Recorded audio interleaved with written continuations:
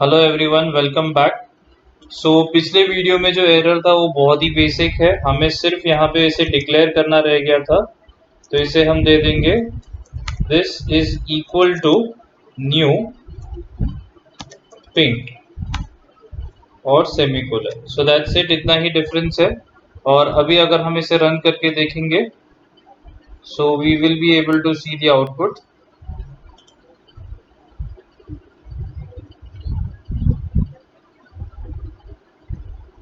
Meanwhile जब तक output आता है मैं आपको बता देता हूँ कि आज के सेशन में, आज के वीडियो में हमें क्या देखना है।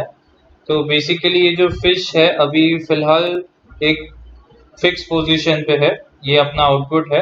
वैसे ये ऐप अभी ऑफ होके वापस रन करेगा। सो अभी का आउटपुट एक्चुअली ये है कि 5 सेकेंड्स के लिए ये फिश गेम का स्प्लैश एक्टिविटी ऑन है और अभी है। तो आज के वीडियो में हमें देखना है कि इसको मूवमेंट कैसे देना है। फिलहाल हमारा स्कोर भी दिख रहा है, बैकग्राउंड भी आ चुका है और ये जो हार्ट्स है वो भी आ चुके हैं। सो अभी हम लोग ये फिश को मूवमेंट देंगे और ऑब्वियसली जब फिश को मूवमेंट देंगे तो उसके विंग्स को भी हम फ्लैप कर रहे हैं। तो वो भी कैसे करते हैं, let's see. For that we need to make a few changes. तो जैसे जैसे कि सबसे पहला ये जो फिश है इसको हमें दो अलग अलग शेप्स देने हैं, एक नॉर्मल शेप और एक जब वो अपने फ्लैप ओपन करेगा। तो इसके लिए इसको भी एक अरे की तरह देख लेते हैं। And this is equal to new bitmap and again two. ये भी क्लोज कर दिया हमने। अब इसके बाद यहाँ पे जो फिश है, इस ये जो हमने डिक्लेयर किया था पहले, इसे भी एक अरे की तरह देखना पड़ेगा। तो fish 0 is equal to,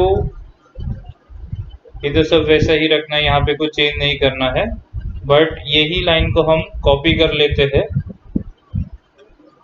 control C and enter करके कंट्रोल वी, और इसे हम नाम दे देंगे fish1 यहाँ पे। और यहाँ पे सेम टू सेम लेके मतलब नहीं है, तो अगर हम इतना टाइप करें तो यहाँ पे एक fish2 करके भी है। और अगर आप देखेंगे यहाँ पे तो उसका जो फ्लैप है वो ओपन है। Okay, so that was a very basic change, but जब हम मूवमेंट करेंगे तो वो थोड़ा सा it looks very real time, we can say. Okay, so moving on. So now we'll have to give a few more declarations. So private int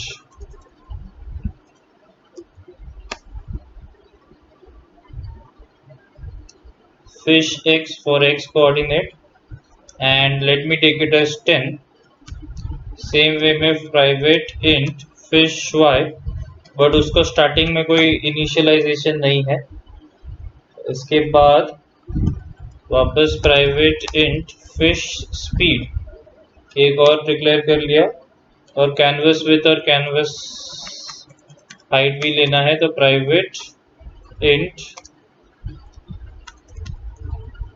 canvas with, और हम comma करके ही कैनवस हाइट भी लिख सकते हैं।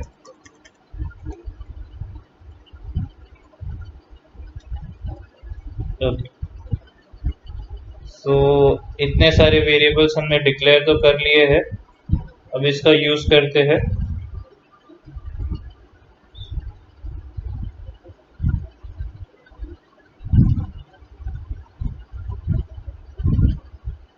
सब यहाँ पे जो canvas dot draw bit map fish 0,0,0 है उसे निकाल देते हैं, क्योंकि हमें वो इनिशियल पोजीशन पे नहीं चाहिए। वो तो सिर्फ रिप्रेजेंटेशन के लिए हमने बता दिया था, but we are not starting with that. And now we will take it as int min fish y is equal to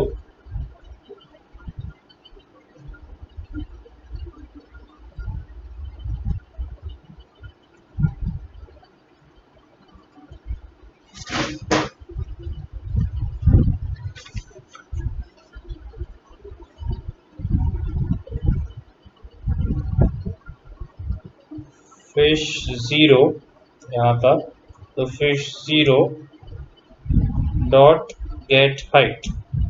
So there is a this, okay. So इसका height ले लिया और int max fish y is equal to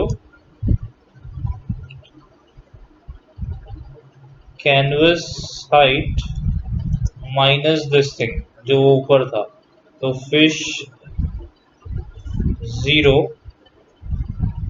dot get height. Okay, तो एक साथ सब पहले कर लेते हैं, फिर इसका मतलब समझेंगे.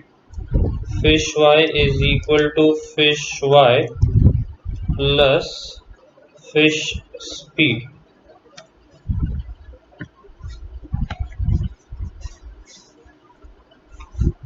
Now we'll have some if and else condition. So if fish y is less than min fish y,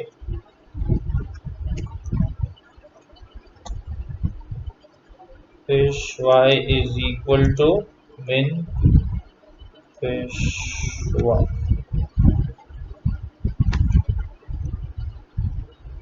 And we can just copy this if loop.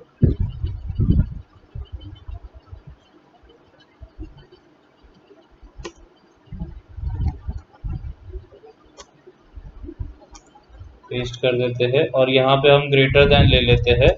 तो if fish y is greater than max fish y, तो fish y is equal to obviously max fish y. और इसके नीचे fish speed is equal to fish speed plus 2.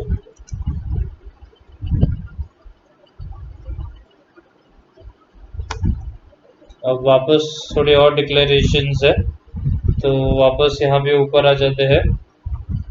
तो अब अगर obviously touch screen है तो हम लोग जैसे ही स्क्रीन को टच करते हैं तो क्या चेंजेस होना चाहिए. तो इसके लिए पहले तो एक वेरिएबल ले लेते हैं टच करके बूलियन फॉर्म में और उसे फॉल्स डिक्लेयर कर देंगे. और अब हम टच का कंडीशन लिखेंगे. सो if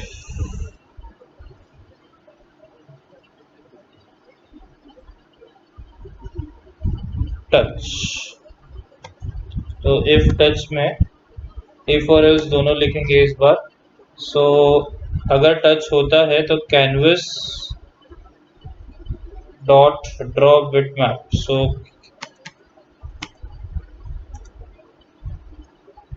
canvas dot draw bitmap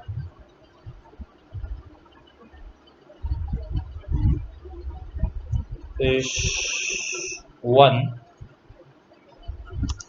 fish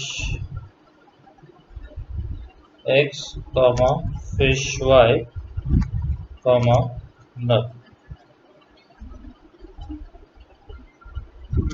and touch will be set to false. Or else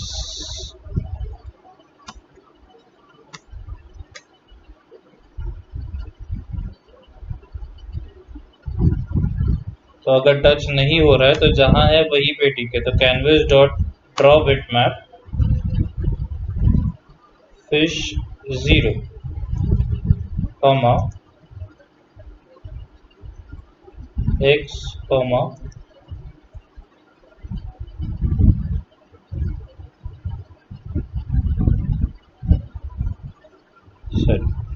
fish x comma fish y comma null.